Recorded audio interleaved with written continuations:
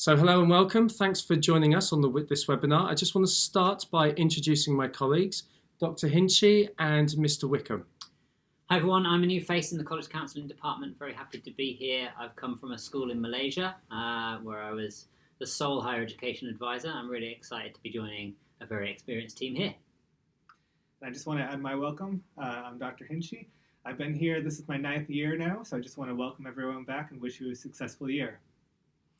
Okay, so the purpose of this webinar is for us to be discussing what you need to think about in this coming year ahead in terms of the college counselling, the processes involved in applying, as well as an overview of what's coming in the year ahead. I just want to remind you at this stage that if you haven't booked an appointment yet, please do so. I know there's a lot of new students in grade 12 and some parents haven't had a chance to see some of us as well. So if that is you, please do make sure that you book a time with your college counsellor as soon as you can in order to discuss things such as your future plans and the application.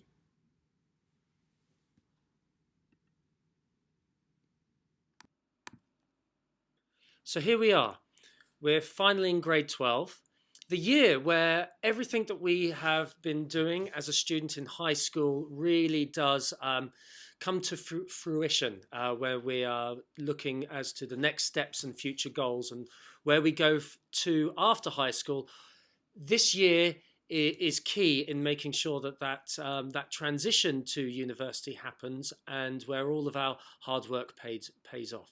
So planning for where we go in the future, it's key to spend time making sure that our planning is done and make sure that you have spent time with your college counsellor and with your parents planning for where you want to be, clarifying your goals, setting your priorities, and making sure that all of those applications are completed in on time. So really, the underlying message that is really important at this stage to share with parents is to make sure that we're all in the understanding that we are in a position where the three stakeholders in this process, that means the college counsellors, the students, and the parents, are all really working towards achieving the same goal. As part of that, it's really important to make sure that we're on the same page and to kind of know where we want to be working together. Parents would have received a pledge form, and on that pledge form via the student, and the student would have had time to look through and read through that with the parents. And so that pledge form highlights everybody's roles and responsibilities in this whole process. So within that pledge form, there is a list where the responsibilities of the students are highlighted, the responsibilities of the college counsellors are highlighted, as well as the parents, and some of the things that the parents could be considering doing in order to help support their children through a very important process for the children's futures. Everybody's journey is unique and different. So what may work for one student may not necessarily work for another student. Very important that parents are on board with this idea and this notion, and also that we help students move towards independence in this process as well. So that's what I mean by a crutch. What we're trying to do is help the students become independent in making sure that the decisions that they are making are best suited to them themselves. So adding additional pressure to some students to get, for example, Russell Group universities may not work for that particular student, whereas it may work for another student. So really helping the students move towards independence, as well as making the right decisions that work for themselves best, is what we're trying to achieve. Where one student may find that, for example, King's College London may not be good enough for them because they're trying to find or look for another university that's of a higher ranking, for example. Although we don't encourage higher ranking, we also make sure that our students are looking towards finding the best fit, but that's a concept that we will explore a little later on. Whereas, so if a particular student finds that, for example, this university is not really within their goals, but if another student gets an offer from King's, they may be absolutely over the moon and find that it really is a great big achievement for them to have got. So just understanding that what works for one student may not work for another student, and ensuring that the student's goals are at the heart of everything we do is essential. So alongside that, making sure that we don't actually try to stand in the way of finding that right fit, as well as adding pressure onto only finding the very top universities for some students. For other students, finding top universities, as long as having a safety school is in place, may be a better situation for them. However, ensuring that parents are helping counsel and mentor their children is key, and that's also something that we as counsellors do to help support and make sure that happens as well. But remembering that there is that three stakeholdership where we work together, and that's key. So we will hopefully be working together, sending the same messages out to the students, making sure that as honest information is coming to the students, and that we partner. I think that's key. So moving on to some of the things that parents can be doing to help the 12th grade students or their children to do is to continue to monitor academic progress, which is something teachers as well as the college counsellors will continue to do.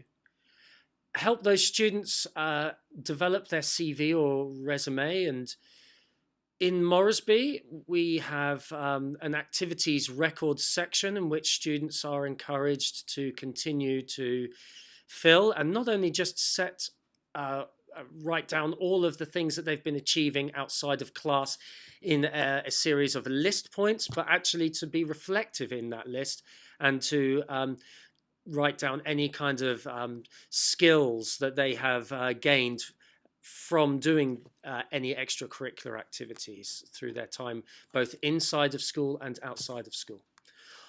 Also, what you could be doing is to help set up a calendar for the year for the students. Organisation is key in this process. That's something that we will be looking to do with the students as well, sending out reminders to ensure that students are aware of some of the deadlines that are coming up, but also some of the key milestones that are needed to be achieved as well in order to meet those deadlines. So making sure that getting things done in the right time frame is essential, and students may need help and support with. You could help students sign up for any required standardized test, for example, SATs. You go to the College Board's website or the ACT website as well if students are looking to do ACTs. Some students may not be looking at doing any of those standardized tests. So, ensuring that this has been discussed, and also ensuring that reminding students to have this conversation as well with the college counsellors is very important too. So you can help facilitate that too. We will also be doing so on our side as well. Ensuring that students are thinking about setting up appointments with college counsellors. We send out regular emails to remind students to come and meet us, but we find that some students are very regular in making those requests with college counsellors, which we encourage and very happy about. However, there are also some students that sometimes may forget or leave their appointments to the last minute. So this is something that we try to encourage not to happen as well. So it's important that students in grade 12 have actually seen their college counsellor and do meet as regularly as possible.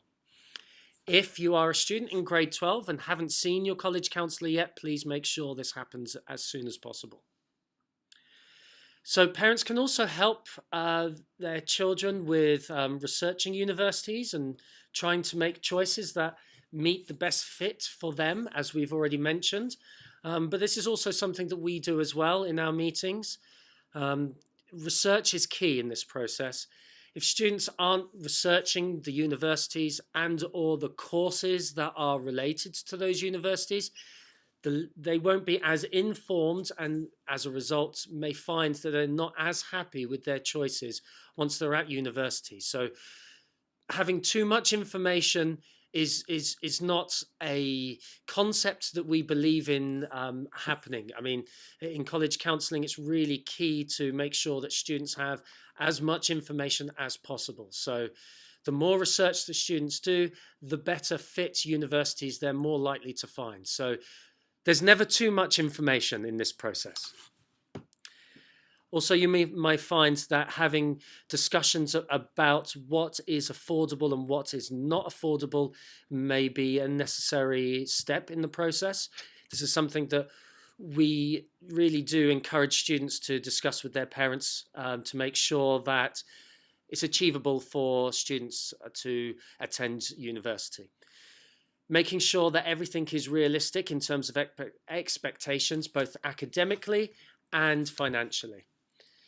Some students may find that applying to for scholarships is a route here, and by doing so, finding universities that may not be as competitive compared to others may increase their chances in finding scholarships to make the financial goals more achievable.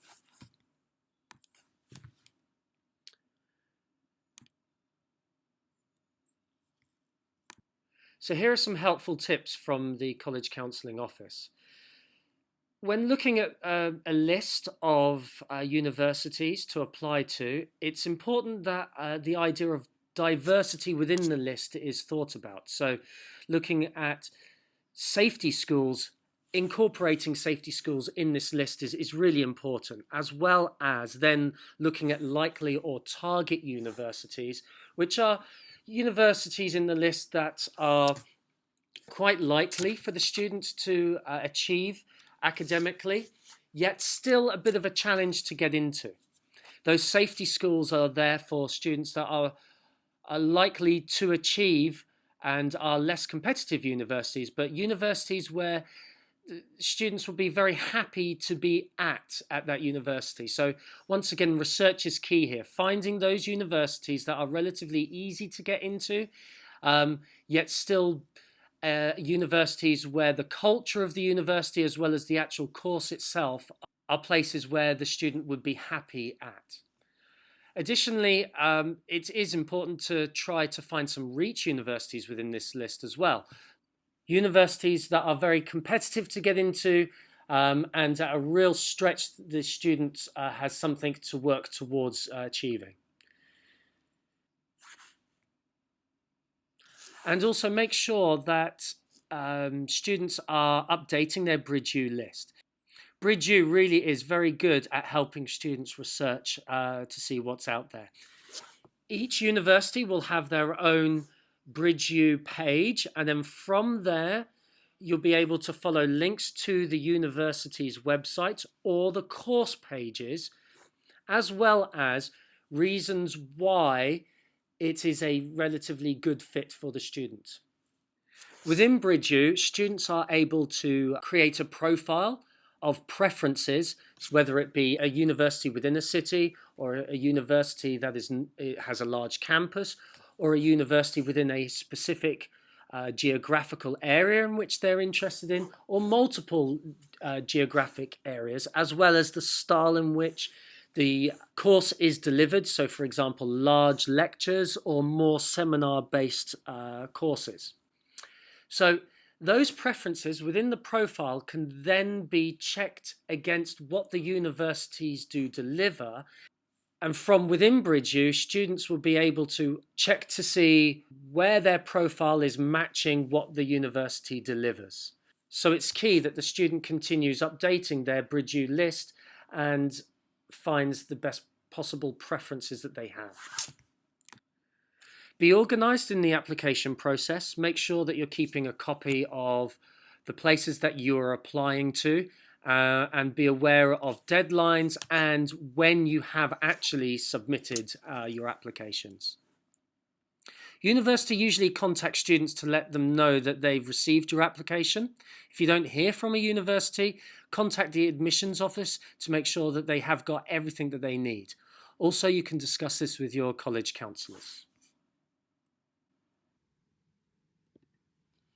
So now I just want to talk a little bit about the process for IB and AP final exam predictions and the review process. So many of you will know that some university systems around the world require schools to make predictions of performance, of final exam performance for students, and this is particularly relevant for those studying IB and AP exams. The university systems that require predictions typically are the UK and the Netherlands, and some places, for example, Singapore and Hong Kong, want schools to make these and provide these predictions either at the point of application or shortly after.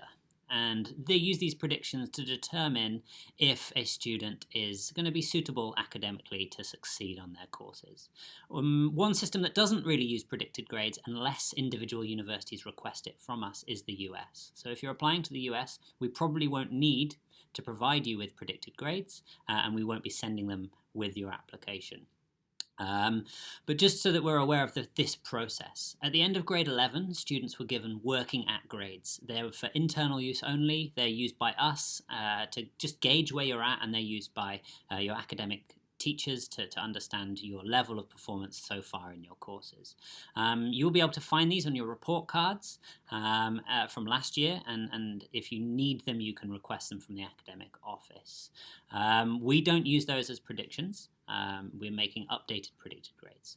The only people that they could be used for predictions for are those applying early to the UK universities such as Oxford, Cambridge, and those applying to medicine, dentistry, and veterinary science courses.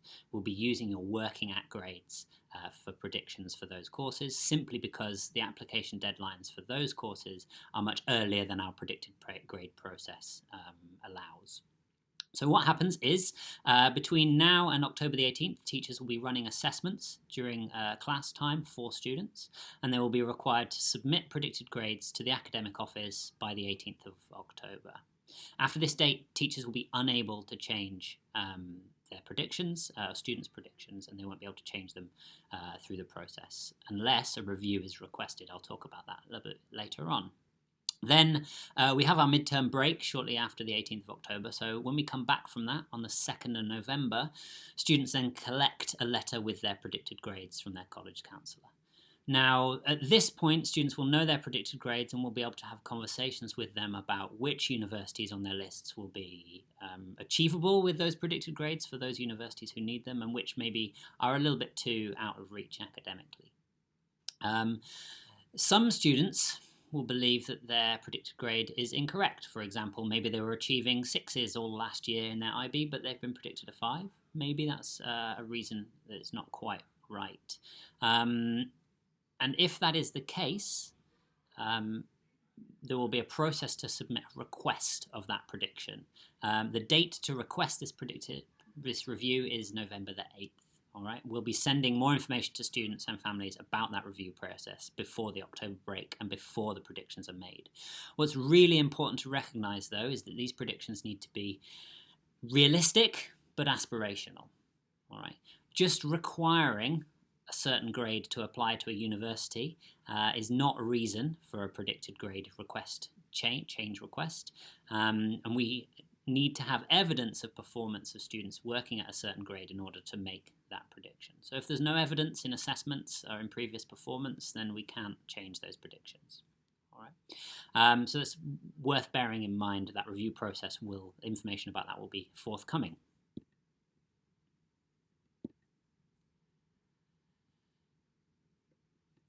So the decision of the review committee will come out with the teacher, will be discussed with the teacher of the class, and from in conversation with the evidence presented by the student and the parent if necessary.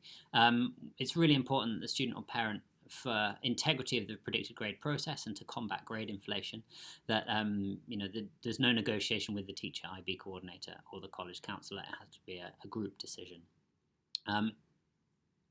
If a student submits a review, the results of this review will be notified on or by the November 18th. and that will come in writing from the academic office. That's it about AP and IB predictions. I hope that's answered any potential questions you might have. Thank you very much.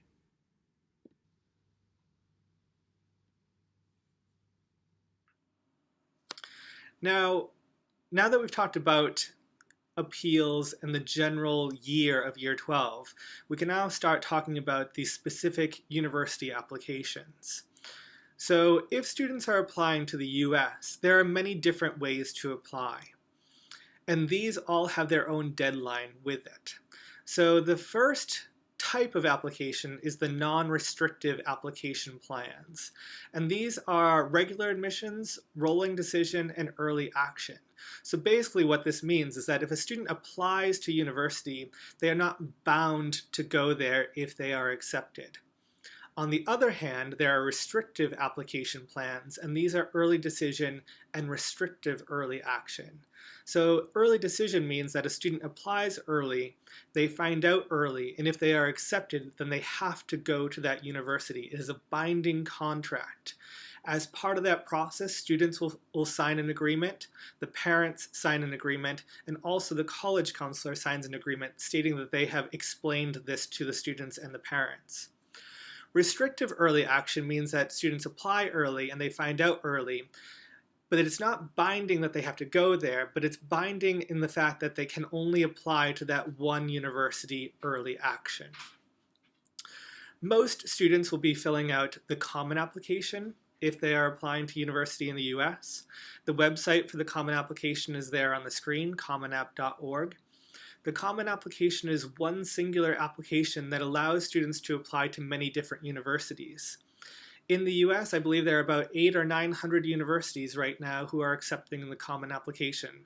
So if a student is applying to the US, most likely they will be filling out this application, but they may have other applications that they need to complete as well. For example, some states have their own separate application, like the University of California system or Texas. And then other universities will have their own specific application that you need to use that one singular application to apply to that one university.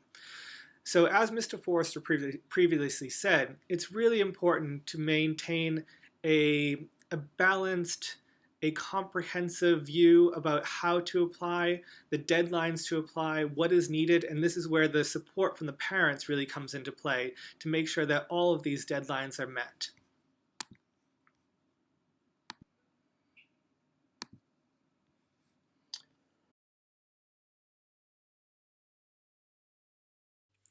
Okay, so this leads us on to the UK application. So the UK application is done on UCAS. This is where the student has a chance to choose 5 separate universities, unless they're doing medicine, dentistry, veterinary medicine, or veterinary science, and then they have 4 choices of medicine or dentistry, and then they choose 1 additional course as well. If a student is going to apply to Oxford or Cambridge, they can only choose either Oxford or Cambridge. They can't apply to both at the same time. It's important that students check the website, the UCAS website, to see if they meet the university qualifications. That's something we do with the students as we are working with them, fine-tune their list. So the UCAS deadlines. There are 2 UCAS deadlines. One is October the 15th and one is in January. If we look at the October the 15th deadline, that's for students that are applying for Oxford or Cambridge and for students that are applying for medicine, dentistry, or one of the veterinary sciences. Now, this is the UCAS deadline. However, in order for us to have enough time to process all of the references and make sure that everything is where it needs to be in the application, we have the internal deadline of the 8th of October. Students that do not meet this deadline may find that there's not enough time for us to get all of our administrative work done.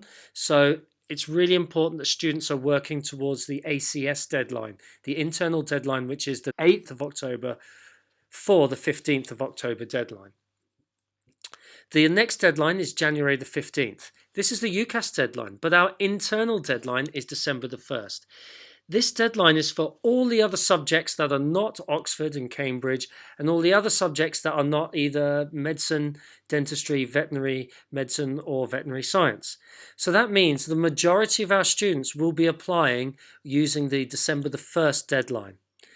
If you meet our deadlines, then you will meet the university's deadlines, because there will be enough time for the references to be done in time. Another thing for the students to be aware of, and for you as parents to be aware of, is the personal statement. These should have been started in grade 11. So draft 1 is usually started in grade 11, and many drafts and many months are needed to complete this. So your first draft will usually not be enough. We encourage students to write and then redraft and then rewrite and edit, and we spend quite a considerable amount of time helping the students in this stage. It's very rare for students to get their personal statements finished and completed on their first draft. In this personal statement, they need to highlight work experience, demonstrate their passion for the subject and the course that they've chosen, as well as demonstrate their academic achievements and qualifications and preparedness for studying their course of choice at the undergraduate level. In grade 11, we give the students help with personal statements in the English classes, and this was done last year. I'd just like to remind the students that the decisions are based upon their predicted grades. So these are either your AP predicted or your IB predicted grades. So it's really important to do your best to get the best possible predicted grade you can to help your chances find the right university for yourself. So here are some more tips about UCAS. Students will complete their online application on ucas.com, and there will be a later webinar where we will be helping students understand how to go about making an account and also what to do within the account. Students make requests from their teachers for references. Those go to the teachers as a request. If they are taken up by the teacher, they then come to us as the university counsellors, in which we use to inform our references on each student. If students require additional testing, they need to make sure that they're aware of additional testing that they need. Offers are made based upon students meeting the academic requirements from each course. So, asking for additional predicted scores ultimately can serve as a deterrent. Work with your college counsellor if students would like to set up mock interviews. We can in-house help students practice some of their answers that they may have in a mock interview, as well as having course-specific interviews as well. Now, it's really important that students are aware that they have to apply through ACS, not individually. If they don't use the buzzword, which is like a password that links their application to our account, then we won't be able to see where their offers are. It makes things a lot more cohesive if they work through the ACS buzzword.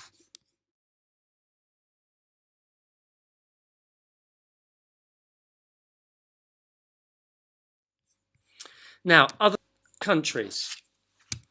Some students apply to Canada, and if you apply to Canada, if you're going to apply to universities in Ontario, you use the OUAC, which is a centralised application system, kind of like the UCAS with far less questions. Also, Education BC is for applicants going to British Columbia, and generally other provinces will need you to apply direct to their university. Also, a little note that if you're interested in UBC, for example, you apply directly to UBC rather than through the Education BC application service. Criteria might vary from one university to the other. So some require personal statements, some don't require personal statements, some require letters of recommendation, some don't require letters of recommendation. So it's really important to pay attention to the criteria for each university, and also to pay attention to specific course requirements as well. So for example, if IB student who's applying for engineering or finance, they need to be very clear about which HL maths that they use, whether it be analysis or applications. So we're going to have a Canadian Universities Visit webinar soon, and that's to be confirmed later on, and this will be updated on the PSL pages. We've got a growing number of students that are interested in applying to the Netherlands. To apply to the Netherlands, students go onto the StudyLink website and start the application process there. And also we're going to have another presentation on Dutch universities, which will be shared with you on the PSL page as well. If you're interested in any other countries other than the Netherlands, Canada, the UK or the US, speak to your college counsellor, and your college counsellor can work directly with you on that. We have had students apply to a whole range of different countries, including Switzerland, Italy, France, as well as further afield like Far East Asia. So make sure you work with your college counsellor so both they are aware of what you're trying to achieve, and then you can be aware of how to achieve it. And with that, I bring you to Dr. Hinchell. Thank you. So I just wanted to reiterate some of the deadlines that Mr. Forrester has already mentioned. As he had mentioned, the deadline for UCAS applications to Oxford or Cambridge or medicine, dentistry, vet sciences is the 8th of October. That will give us ample time to process the application and submit it by the actual deadline of the 15th of October. The deadline for any early decision or early action to US universities is the 24th of October. The deadline for all other applications to the US or the UK is the 1st of December. Please make sure your college counselor knows if you are not applying to any of the colleges or universities in the UK or the US, as they may have different deadlines. Additionally, there may be deadlines that are specific to universities, and these should be communicated directly with your college counselor.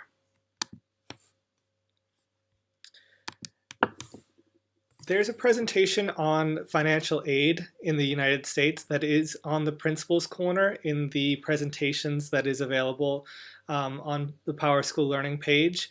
If you want more information about financial aid and scholarships, specifically for students going to the US, please make sure you view that presentation.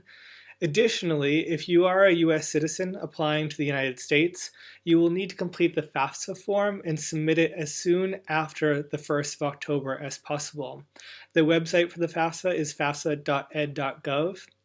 Also, you should check the financial requirements of US universities. They may require additional documentations such as the CSS profile. If you are interested in anything with financial aid or scholarships, the US universities have specific people that you can be working with to help you with these queries. Additionally, there are many opportunities for scholarships that students are eligible for. Here is just a small selection that we have found to be useful with scholarships, both for international students in the UK and in the US. Additionally, there's a website there that is UCAS, the last website on there. That is not a scholarship website. However, it is a website that's specifically useful for students looking to find out what their status fee is. So if they're paying home or international fees for programs in the UK. So if you are interested in figuring out what your status is in the UK, please use that website. For anything else, for other assistance with scholarships, look at the other websites that are listed there. Now we've talked about how you've gone through the search process, how you've made the application, and at some point you will actually be made to make a decision. This usually happens in the springtime after students receive all of their offers. Now, each application process has a different way of making your decision. So if you apply through the UCAS system, you make your firm and insurance decisions directly through the UCAS system, and hopefully you'll have conversations with your college counselor before you go about doing that. If you're applying to the United States, you can respond directly to universities, letting them know that you decided to take up their offer. The decision deadline for finding out of whether or not you're accepted or not to US universities is the 1st of April, and then you need to respond to the university by the 1st of May, stating your intention. Just be aware that wherever you decide to enroll, whether that be the United States, the United Kingdom, or anywhere else in the world, there may be a number of forms that students need to complete as part of this process. Some of them may involve housing, extra student accommodations, such as extra time for students, whether or not they need any type of accommodation when they're on campus. So once a student has confirmed their spot at the university, it is really important that students be aware that the university will be communicating directly through them, through the email address most likely, or the portal that they have provided.